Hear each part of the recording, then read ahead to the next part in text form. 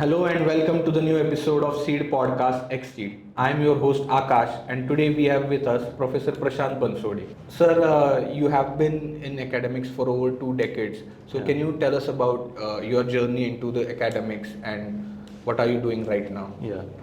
So I'm in academics for last more than 20 years. I was teaching sociology in Pune University for some time, and then I shifted to University of Mumbai Department of Sociology, and then I joined Gokhale Institute in 2010, and since 2010 I'm here. Okay, and I've known that you have also been head of the Center for Social Inclusion. Yeah. When I joined Gokhale Institute, I was in the Center for the Study of Social Exclusion and Inclusive Policy, and this is a UGC funded center at our institute and this is amongst the 32 centers, those who were given by the UGC in the country. And how is economics included? So this is Economics Institute and this is Social Inclusion Center. How is it related? No, actually the focus of center is not only economics. So it is, as the center name itself says, that it is social exclusion and inclusive policy. It is an center where one needs to study on the patterns of social exclusion, okay, discrimination on the basis of different communities, okay, and what we can do for inclusion of these communities. Okay. And propose some policy. So that is the focus of the center. Okay. So it is expected that economists, sociology, then anthropologists, historian, political science, contribute in this center. So when you say social inclusion or things like that, so caste becomes very important factor.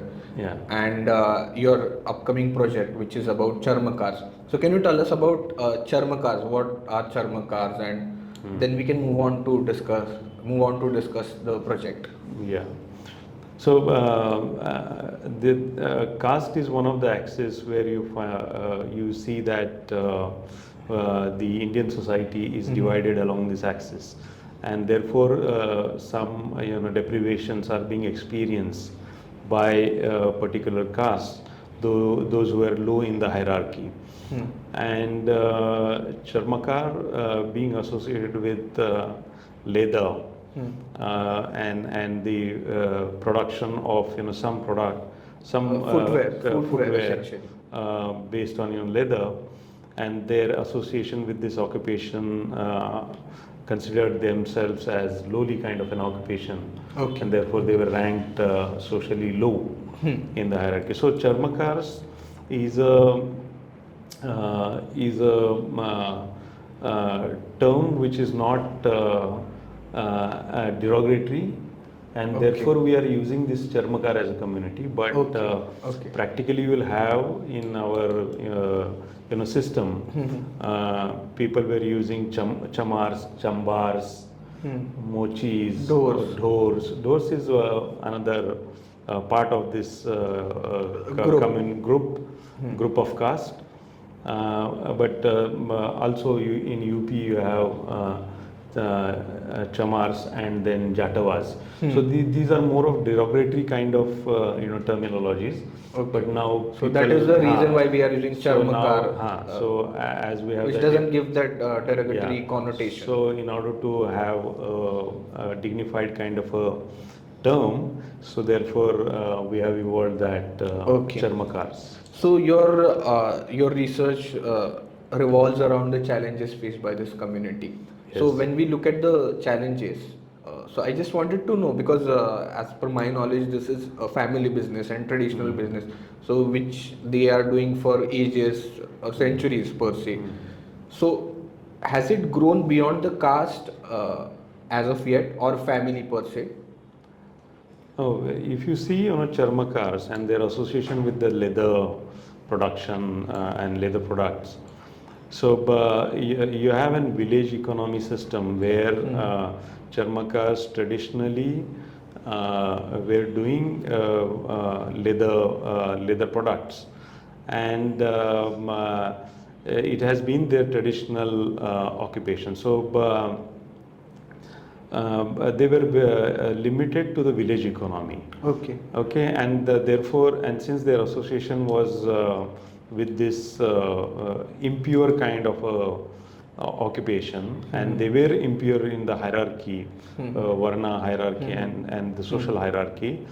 Therefore, they were considered to be untouchable. So, but they were producers of leather products, and therefore they were roped into the what was called as the traditional Bara Bolutedar system in Maharashtra. So they are part where each of caste is assigned certain skill-based job. Yeah. So these are just like guilds in the Western society. Okay. So traditional guilds. So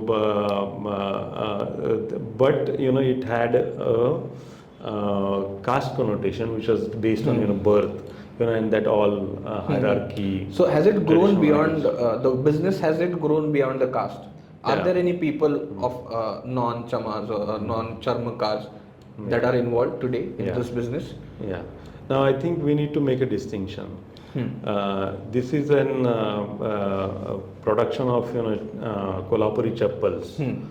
Okay, so after the British came in, so after this branding took place, and there were some Kolhapuri Chappals which were taken up in Bombay and put out in the outlets in Bombay for the first time by the British. And then it got exposed to the market, the larger market. So this process of modernization started in the British time. Okay. So therefore, those who are traditionally associated with production of this Kolhapuri Chappal are one. Okay, and in now post-independence time, you have this market is become open for all. Okay, and therefore now in the production of Kolhapuri Chappals, naturally there are non-Charmakar communities. Those have come into this market and significantly, whereas Charmakar is, since it was their traditional occupation to work with the leather, there are a lot of changes which has taken place in leather products and for that matter footwear. So modernization, mechanization, so involvement of technology adoption. So as we know the story in West, that most of the guilds got transformed with modernization. Correct. But Charmakars relegated to their traditional methods. Okay, and so handmade chappals. And therefore they are lagging in terms of modernization of their own occupation. I would like to know this part. Like, let's just try to dissect it more. Where there are brands like Fab India or similar brands who are into production of ethnic chappals or footwears, and then there are Charmakars who have this tradition and they are doing like handmade part of it, and these brands are selling it at way higher prices compared to the ones that are producing in their homes and traditionally family level businesses. So where do they stand in terms of market, the actual Charmakars who are producing it, the handmade footwears? No, actually if you see the market for Charmakars, and that too of Kolhapuri Chappals, is very limited within the broad footwear market as such. Okay, so Kolhapuri Chappals are consumed as an ethnic kind of a wear. Okay, and it has got a more of a ethnic importance, and it has become an domestically and even internationally an ethnic wear status. It has that image of So, but now in 2009, the government of Maharashtra and government of Karnataka was able to get the GI tagging of Kolhapuri Chappals. Okay, and they have got this GI tagging, and therefore only those who produce Kolhapuri Chappals from these geographical locations. There are 4 districts. So GI tag is geographical indication. Geographical indication. So geographical indication means in which areas these Kolhapuri Chappal are made. Only these are to be marketed. Marketed as authentic Kolhapuri Chappals. Kolhapuri Chappals. So in Maharashtra there are 4 districts: Kolhapur, Sangli, Solapur, and Satara.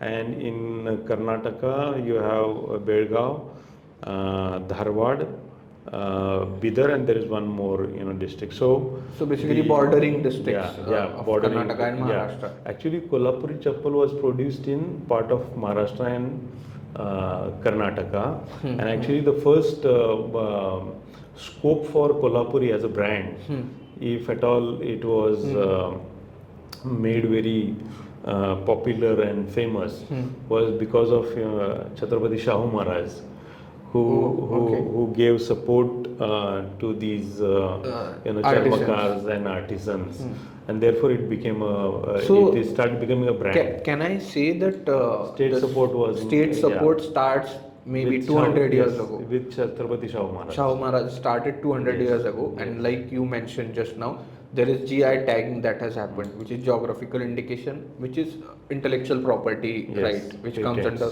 intellectual property right. Patents. So government is essentially in these terms helping charmakars grow their business or maybe maintain their authenticity. Are there any other schemes in the formal sector which they can avail? Or is there a problem with the formalization in general of charmakars? No, charmakars are organized. Okay, they have their own association at local level. So we cannot fully say that they are, not that organized. Now, on cooperative basis, they have formed cooperative, societies in Kolhapur, and they are doing, production. Actually, the main problem is of, leather. Raw leather. So raw material. So, raw leather, and the cost of raw leather is high, very high now. Leather and the rubber board in Madras. So the leather which comes from there is more expensive. Okay, so therefore the cost of production, goes high, and therefore those who make chappals from other than leather, are more cheaper, and so which looks like leather maybe. Yeah, which looks like leather. Maybe synthetic or some other material is being used. So it is more cheaper, and it is therefore on this count that this is one of the hindrance. But how others can there are government schemes for charmakars also. By one is called as the Sant Rohidas Leather Corporation of Maharashtra. It is called LEEDCOM, and it is also called how does that entity help charmakars? This entity is designed only to give loan schemes to charmakar community. Okay, for the business. These corporations are only meant for providing finance to charmakar community. So there are different schemes on that for women and even for small workers, gatai kamgars also, which you see on streets, that some people are sitting in open and stitching your chappal or footwear when you like. You see in each corner of city, and now they are with the tin stall, so they are covered. Okay, so even that the scheme is by the charmakars that I see on the streets who are repairing chappals, they are also covered. Yeah, but those who have the tin stall, the gatai kamgar, they are called as gatai kamgar. Gatai kamgar. Gatai kamgar. Okay. So gatai, it's a nomenclature for stitching. The ones who repair. Yeah, one who repair footwear. So they are covered, and they are given finances with some subsidy by this LEEDCOM in Maharashtra and LEEDCOR in Karnataka. Okay. So So the some part they have to give up from their side, and maybe 75% finances are given from the state side. Not only that, but the Charmakar youth from Maharashtra and from all over can go for training center in UP.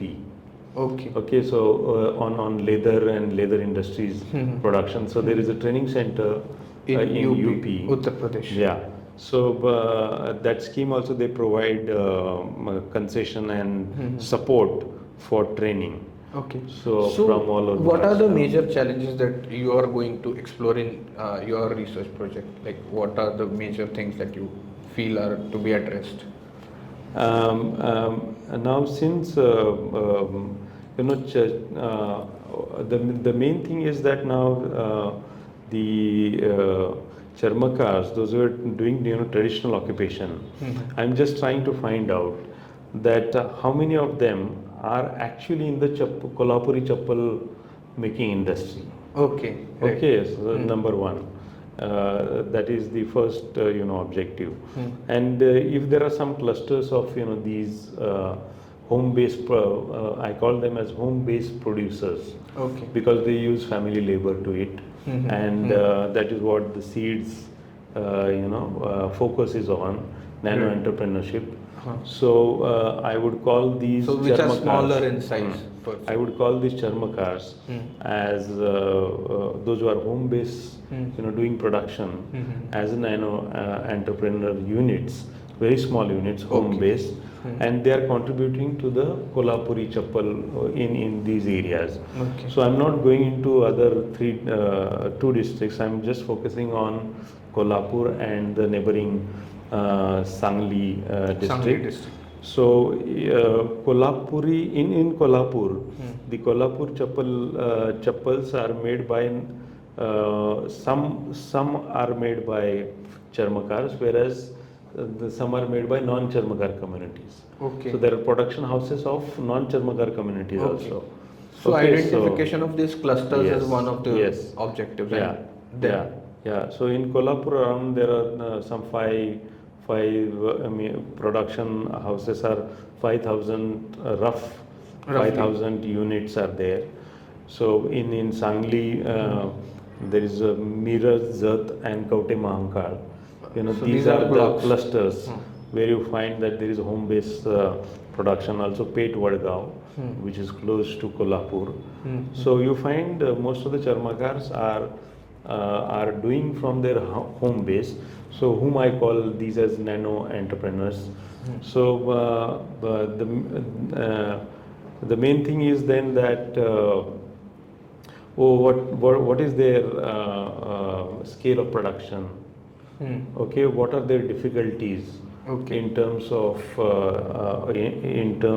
market access, market, and then changes in production system, and then getting more markets for this. Okay. So when you say changes in production system, so do you mean involvement of technology in the production? Yeah, technology. So don't you think that involvement of technology or machining will remove their USP of being handmade products?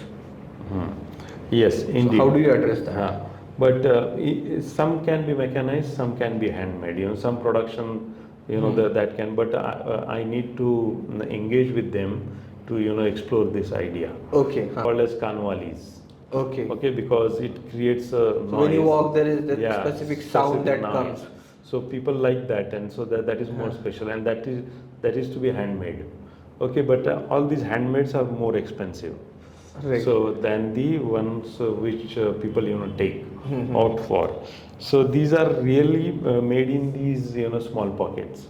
Okay. Okay. So so the within these two products there are some modernized based products which are more cheaper than this, and you need to have that leather. Have that ethnic leather. look. Leather is one more. Okay. But now leather is more expensive. So this it increases the input cost.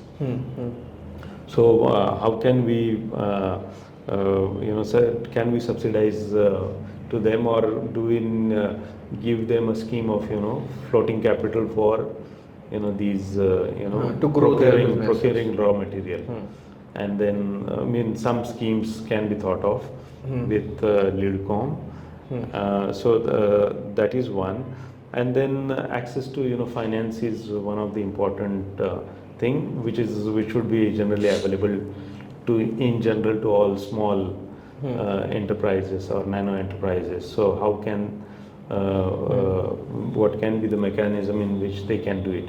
There's also Khadi and village schemes, loan schemes which are meant for them, which they can use. But I would would like to investigate that how many of them have availed these schemes. Okay. How easy are they to avail these schemes? So are they even using it? Do they even know about it? Yeah.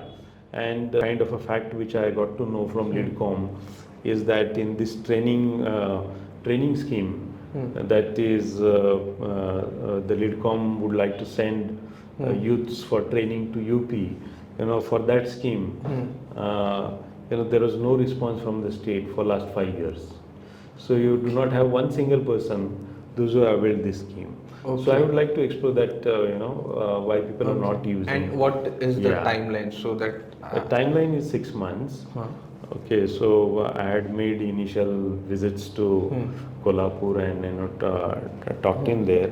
So it is because of association of pollution that the Charmakars has been gone out of this production of Kolhapuri Chappals. Okay.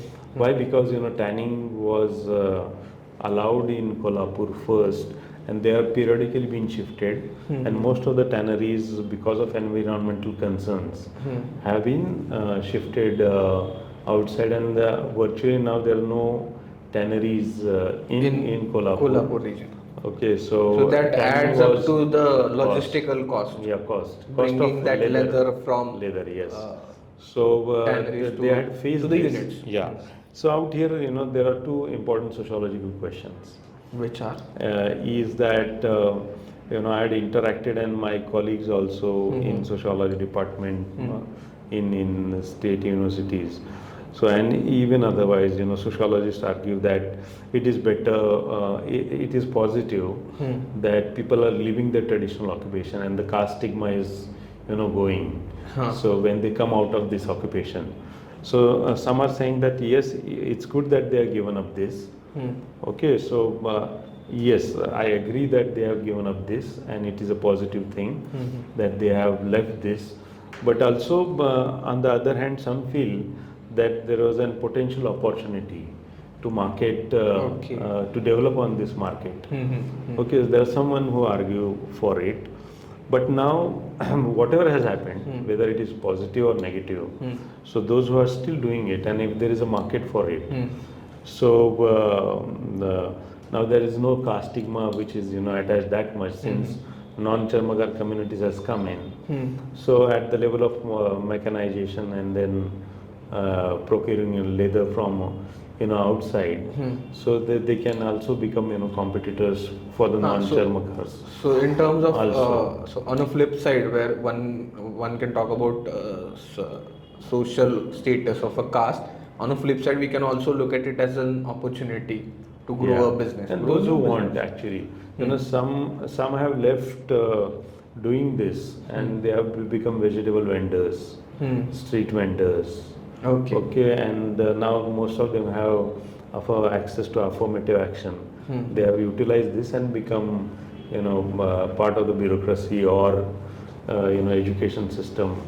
So they are in number of places. Yeah, formal jobs or private sector jobs or something. They are taking it up. So, but the real problem is for those who are doing these, still continuing with this. Okay, right. And we want to focus on those, the ones who are actually involved, even now. So to figure out their problem. So for a research, for your entire project, 6 months you said. So what are the important milestones so that I know where to catch up, when to catch up again? Yes.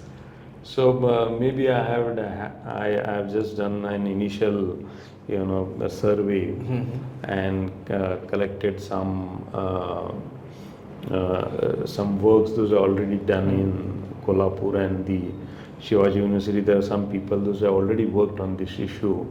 They have conducted a baseline survey of Charmakars there, but it is a long back survey in I think 2011 or 12. So there is one center there in Kolhapuri University. So they have done that analysis. So I talked with them. So so data collection and location of these Charmakars, those are already doing. I established contact with them. Okay. So I had two visits in Kolhapur, and I figured out which are the areas where is the production actually happening. So I also got in touch with the Charmakar Leather Producers Association.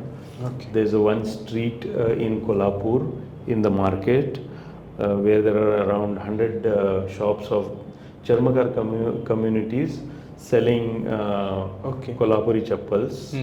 Okay, so there are 2-3 factory shops.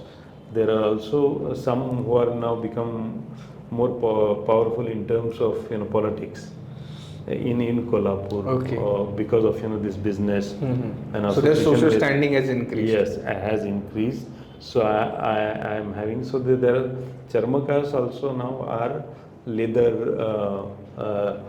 wholesalers. Oh. Okay, so they have a production house also, some of them. So there are also other than Charmakar production house, one Abhyankar brand is a famous Kolhapuri Chappal brand in Kolhapur itself, and I have heard he is a Brahmin, so he has developed that brand. So that Abhyankari Chappal, which Abhyankari Chappal, yeah, that black, brownish tone. Yeah. So it is made by Abhyankar. So I have located, established a contact with them also. So I'm going to interview how these people are there in the business. What are their difficulties in the business? So also in Belgaum, I visited Belgaum also. And so there's one good entrepreneur, those who have developed an industry of 20 crores on footwear in Karnataka. He's very enthusiastic entrepreneur, and he has taken funds from the Khadi and Gramodyoga and even of venture capital fund. It is a special for scheduled caste entrepreneurs. So he has borrowed money and then developed this Kolhapuri Chappal footwear brand, and is doing many things. So I had got in touch with him. So then the second stage is about doing the secondary data analysis, then figuring out what is happening in these different localities. So in Pet Vadgaon there are many 3 to 4 home-based production units. You find that the leather in Dhor, they used to hang up like this, okay, and it could smell as bad as, and you could smell it for maybe half a kilometer. Okay, so it was it used to hang in the houses, in their own houses. Okay, so the same leather was to go in the house of Charmakars in Jawahar Nagar. So they used to hang in there, okay, and then finally cut it and then make the footwear. So both of houses would smell because of this that leather which was there, and therefore that stigma of untouchability was because of that specific odor that is created. So now out here, there are no families who do it. Okay, because of this association of stigma. Okay, so most of them have migrated from these areas to other areas. They have left these areas. Okay, and then as tanning stopped, so they have shifted. So the traditional method is now not in practice. Not in, because of the association of stigma. And that is because of that specific odor or a smell. Bad smell. That you cannot stand there. Okay. And what is the last stage once you collect data, everything discussion is? So actually, I'm trying to figure out that what are these issues of nano entrepreneurs of Charmakars, specifically Charmakars, those who are doing home-based production. What is the level of participation into various government schemes? And if at a level of policy, if we can suggest some modification or revision in the schemes, state so that they can get better so benefit. that they can get benefit and access. How can we increase access to finance? Because first initial capital I think is very like you important. mentioned about the raw material. Raw material, raw material, then production, storage, marketing, okay, all the aspects that are involved while running a business. For that you need an initial finance. Okay, so what is going at larger community and collective basis. So how are these collectives benefiting Charmakars themselves if they are if they are there, and then if some good models, financial models can be evolved. So where even the private financiers can help these. Then another important thing is that how we can make them better organized in terms of accounting. Okay. So business processes. Business processes, production processes. Okay, and with some case studies. Like I have mentioned that Chamakar from Belgaum who has built a 20 crore industry. Right. So what kind of entrepreneurial skills he has in terms of the process of production and distribution. So can we take some we might have better answers to lessons from him, the questions. and then this can be so it's basically skill upgradation. Okay, skill upgradation of these Charmakars. How can we have a skill upgradation? And if there is no response for the training in UP, okay, or is that the distance matters? Okay, and the time matters. Then at a local level, can there be some kind of training centers in these areas? So that possibility can be. So there are two main important things. One is finance, then is skill development, finance and skilling, skill upgradation. So where some Charmakars are able to become very successful, and if there are some those who are home based but yet not that successful, but can become more successful and financially viable, maybe with because access of to these two factors, these finance and skilling. Skilling, maybe a little bit of modernization and then accounting of what they do. Okay, great sir, thank you very much. This you. was very interesting discussion, and we would like to know more once you go ahead with this project, with your next second, the resurveys and the analysis. So we would surely meet again whenever your project is ready. Thank you Thank you very much. Thank you so much. Thank you very much for watching, and do subscribe to our YouTube channel.